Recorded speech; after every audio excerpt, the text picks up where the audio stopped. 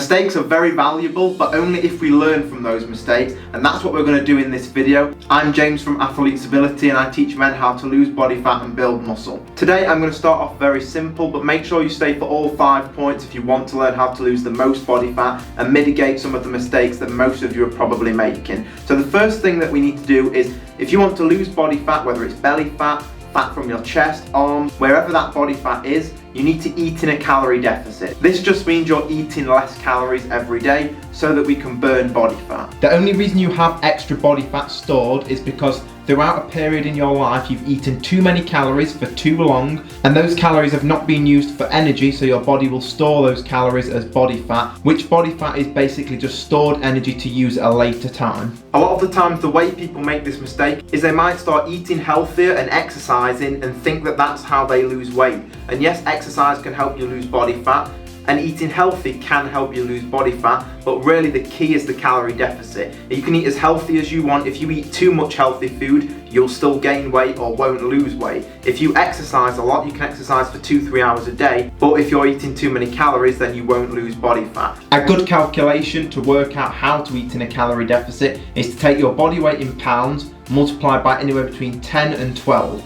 So for example, if I weigh 160 pounds, multiplied by 10, that's 1,600 calories a day that I'm going to be eating. Now, depending on your activity level, if you have a very physical job, or maybe you just sit at an office all day, you might be close to multiplying your body weight in pounds by 10. If you are more active than that, then you can multiply your body weight by 12 in pounds and eat that many calories per day. So many people get caught up in this, but it's just a rough estimate. Everybody needs to start somewhere. That doesn't mean that's set in stone, that's how many calories you need to eat, but this is a rough guide. So what you do is weigh yourself at the start of the week, eat that many calories per day for the week, then weigh yourself at the end of the week, and your goal should be to lose anywhere between 1 and 2 pounds on the scale. If you've lost more than 2 pounds, you've lost weight too quickly, and that's not a good thing either. What I would recommend doing then is adding 100 to 200 calories extra each day. See where you are at the end of next week. If it's not enough, let's say you've only lost half a pound or you haven't lost anything, then most likely you need to lower those calories and you're not tracking those calories correctly. Which that leads me perfectly into mistake number 2 that you're probably making, and that is you're not tracking your calories.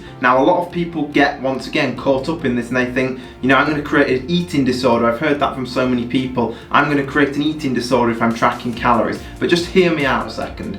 If you want to lose body fat, of course, now we know you need to eat in a calorie deficit. But to eat in a calorie deficit, you need to know how many calories you're putting in your body. This doesn't mean you need to track every single calorie you eat for the rest of your life, but for that first 2 to 3 week period while you're learning what types of foods you eat and how many calories are in foods, it's good to have an idea of what calories are in what foods. So you do need to do this just for a few weeks, just so you can set yourself up to win in the first place. The thing is, if you was to get in an Uber, you can't expect your Uber driver to know exactly where your destination is and how to get there unless you tell them. You have to tell the guy, okay, this is my address, and then he's going to use his navigation system to take you there. You can't just get in and hope that you're going to arrive there. It doesn't work like that. You can't do the same with losing body fat. You can't just say, I know I need to eat in a calorie deficit, so I'm just doing that. No, you have to track exactly how many calories you're eating to ensure that you're eating in a calorie deficit. You can't just get in the back of the Uber driver and just sit there and expect it's going to take you where you need to go. You have to set it up correctly in order for you to get to your destination, and it's exactly the same with losing body fat. This was actually one of my personal biggest mistakes when I started out, but I did it the opposite way. I wanted to bulk up and build some muscle, and I didn't track calories even though I knew I needed to eat in a calorie surplus. And some weeks I would gain 3 pounds, which was far too much for bulking, and some weeks I would lose weight or not even gain anything, and I couldn't figure out why that was. And to be honest, a lot of it was just laziness. I didn't want to sit and write the calories out, but the reality is it takes 10 minutes a day. It takes 10 minutes a day out of your day to write down, what did I eat today? How many calories was in it? All you have to do is turn the back of the label round and write 100 calories. It's really not that difficult. It takes 10 minutes out of your day. And if you don't have 10 minutes for your health, if you don't have 10 minutes a day for yourself, basically I would recommend you just give in, because I can't help you any further. If you're not willing to help yourself, I can't help you. Before we go into tip number 3, I just want to give you my final thoughts on this point. One of the brilliant things about tracking your calories is Once you've done it for 2 to 3 weeks, you start to realise how many calories are in what foods. For instance, I'll have 2 scoops of a whey protein shake almost every day. I know that's 300 calories and I know that's got 50 grams of protein. I'll usually have a bowl of fruit every day. I know that's 300 calories. When it comes to my evening meal, I usually eat something like a homemade lasagna, or I'll have something like steak and potatoes. Healthy foods that taste good, but the way I set them up, I know my steak and potatoes with some butter on has 800 calories in there. I know it's 50 grams of protein. I already know those things. I don't need to track them because I'm eating the same types of foods all the time. So it just becomes much easier as time goes on. Of course, I know there's still going to be people out there that say, well, I don't have 10 minutes a day to write my goals down. If you have 10 minutes a day to scroll through Instagram or watch TV, you have 10 minutes a day for yourself, for your own health. Weight loss mistake number 3 is not eating enough protein. I see this mostly in women, but of course in beginners and young men as well. But for women, if you eat a lot of protein, you're not going to get muscular and big like a man. It's very difficult for men to build muscle. So as a woman with little to no testosterone, I can assure you, you're not going to get big and muscular like a man. The only women that are big and muscular are women that take drugs, and that's a fact. For men, we often associate higher protein with building muscle, and of course, you want to lose body fat, so you think it doesn't matter. It's a massive mistake.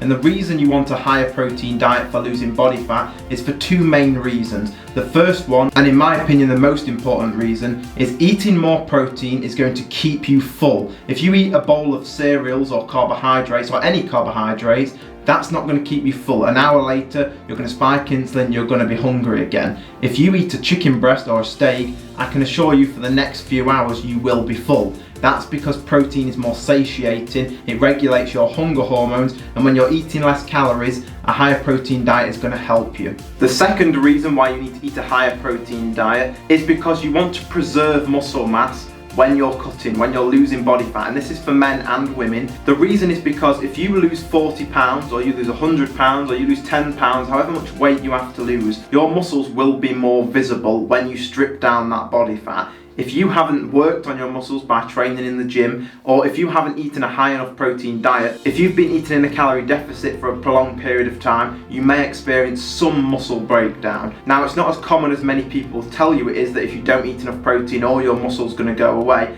But what you don't want to do, is one of the worst things you can do, is lose loads of body fat, achieve an amazing thing, and then look really skinny. If you're a woman and you don't lift weights at all, and you don't eat enough protein, you're going to lose that body fat and you're going to have no shape at all, and that's not a desired look for a woman, you know that.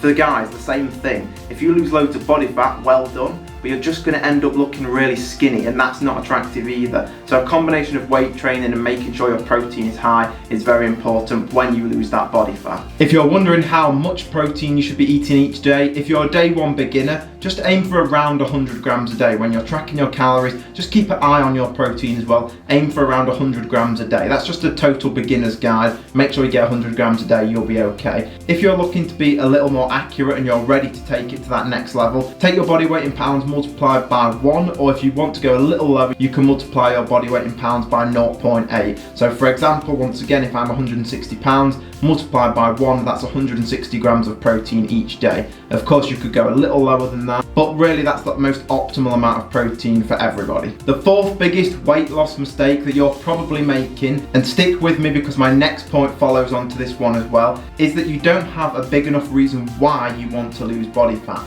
Losing body fat is very simple, I often say, but it's not easy, and it's not always easy to get started, and it's nice when the momentum starts running, but at points you will hit roadblocks. It won't be a smooth sailing ride. There'll be times where you don't feel like eating healthy or eating the right types of things, and the only thing that's going to keep you sticking to that plan, keep you on the right path, is if you have a big enough reason why you want to do this. And so what I teach people to do is go a lot deeper than the surface level things. And I don't want you to just copy and paste these things from what I'm saying, but there could be an array of different reasons why you want to lose body fat.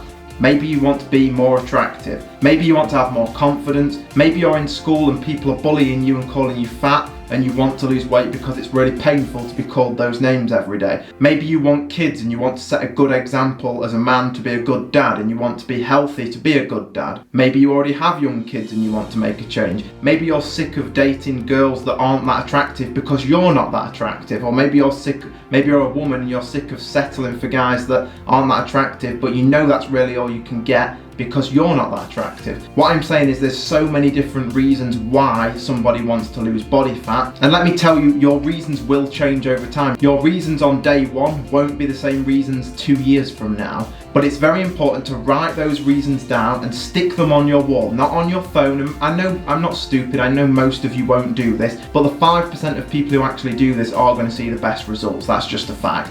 But you have to go deeper. This is what I'm talking about. So let's just say, let's take one of those examples I just gave. Let's say you want to be more attractive.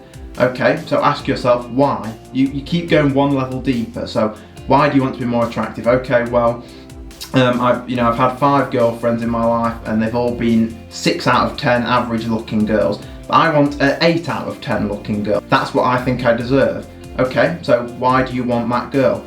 So then we go one step deeper, we ask why again. Well, maybe I want that girl because I didn't grow up with any parents, I had no mother, I had no father, and I always felt like I wasn't loved, I had no connection, and I want that beautiful girl around all the time. Okay, so now we're starting to get to the real reasons you want to do things. So it's not just I want to lose weight because I want to be more attractive. You take it a few steps deeper and you realise the real reason is because you didn't have any love as a child, or whatever that reason is. It usually goes a lot deeper than just I want to lose weight. And if you can pinpoint that pain point and stick to that pain point and remember that every time you don't want to eat the right foods, every time you don't really feel like doing the certain thing that you have to do, you remember that point, and that is then what carries you through to keep your self-discipline and to keep you moving forward and to hit your goals. We just have one more point to go, you don't want to miss this point, but also at the very end I'm going to link a video that I did last week, which is how to build unstoppable self-discipline. So if you want to learn how you can build the most self-discipline and never have to rely on feeling like doing something or motivation, that video, watched it all the way to the end, is going to change your life, I can promise you that. The 5th biggest weight loss mistake, and I hope you've enjoyed this video so far, is hold yourself accountable.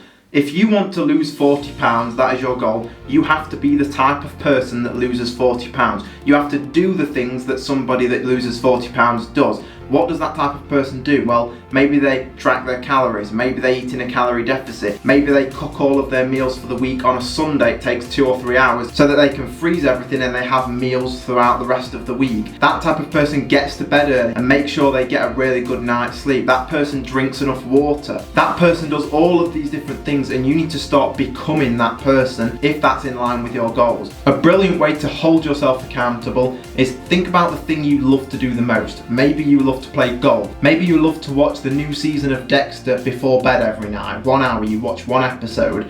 Well, what you do is you promise yourself, and a true promise to yourself, not something that you're going to break, something that really means something inside. You promise yourself that unless you've done this list of things, maybe it's eating a calorie deficit, maybe it's wake up early and go for a walk, maybe it's go to the gym for 30 minutes, until you have done those things, you can't watch that episode of Dexter, or you can't go and play golf with your friends. You do not allow yourself to do that thing that you do towards the end of the day unless you have done these other things first. Then you've earned the day, then you've earned to do that thing, and you deserve to do that thing. That's a really good way to hold yourself accountable. Really, accountability is just your big mouth actually matching your actions, because so many people talk a big game about what they want to achieve and what they want to do, but when you look at what they actually do, they sit watching TV all day or eating junk food, but they're talking about how they're going to do this, this and this. For me personally, I don't recommend sharing your goals with people. I just think you should keep them to yourself and achieve them.